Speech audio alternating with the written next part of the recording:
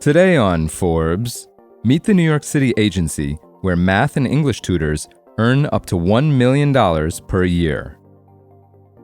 A few years into his finance career and working as an equities trader in New York City, Stephen Menking was unfulfilled.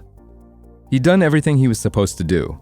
He graduated cum laude with degrees in math and economics from Williams College and had completed several internships, which he parlayed into a job in investment banking right out of college. But he quickly realized he wasn't willing to sacrifice his work-life balance for Wall Street's golden handcuffs. Inspired by his time as a peer-to-peer tutor in high school, Menking left his finance gig to work as a self-employed tutor for students in mathematics. After bouncing from agency to agency, he found Forum Education, a company that positions itself as a talent agency for tutors and caters to wealthy families in the New York City private school system. Today, Menking is one of Forum's top 5 earners and grosses around $500,000 a year. He makes more as a full-time tutor than he did in finance. Tutoring has long been considered part-time work. A decade ago, The Atlantic deemed tutors, quote, the new waiters, as Ivy League graduates in New York City turned to tutoring to make ends meet while chasing auditions or postgraduate programs. As online tutoring options have exploded, the global industry is now estimated to generate some $10.42 billion in revenues in 2024, according to Grand Valley Research. It's become fairly easy to get a remote, part-time tutoring gig. EdTech venture capitalists see the tutoring market as oversaturated, with competitors ranging from large operations like Princeton Review and Kaplan to startups like Wyzant and Study AI. If a tutoring company is going to be successful, they need to offer something unique. Forum does that. Before starting Forum, co-founder and CEO Thomas Howell worked as a tutor himself. After graduating from Yale University in 2008, he tutored New York City high schoolers in math, science, humanities, and standardized test prep, taking home $45 per hour.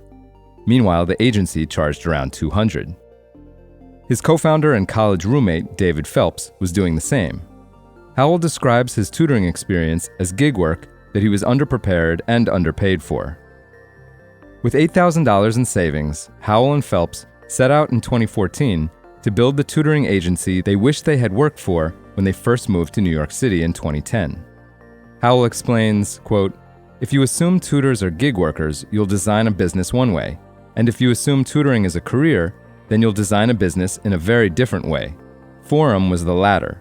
The model is much more like a talent agency than a staffing agency, and the tutors are the asset. They're the talent. Self-employed tutors, quote, hire Forum to represent them and bring in clients, the same way a talent agent would an actor. Forum helps match clients with tutors who fit their needs, handles payments, negotiates rates for each tutor, and markets them. For this, Forum gets a 15% cut, a smaller share of tutor earnings than many tutoring companies take, Howell claims.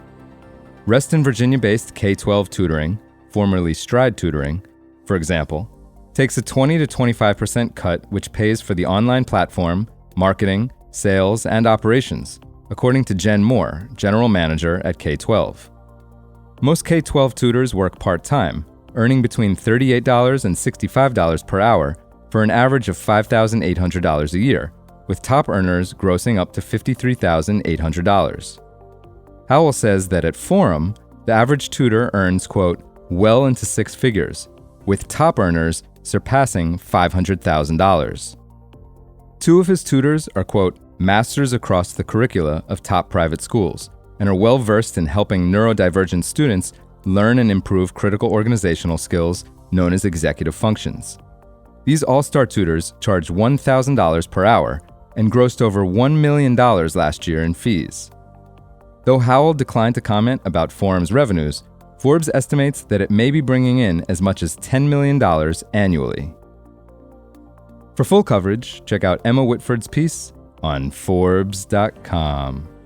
This is Kieran Meadows from Forbes. Thanks for tuning in.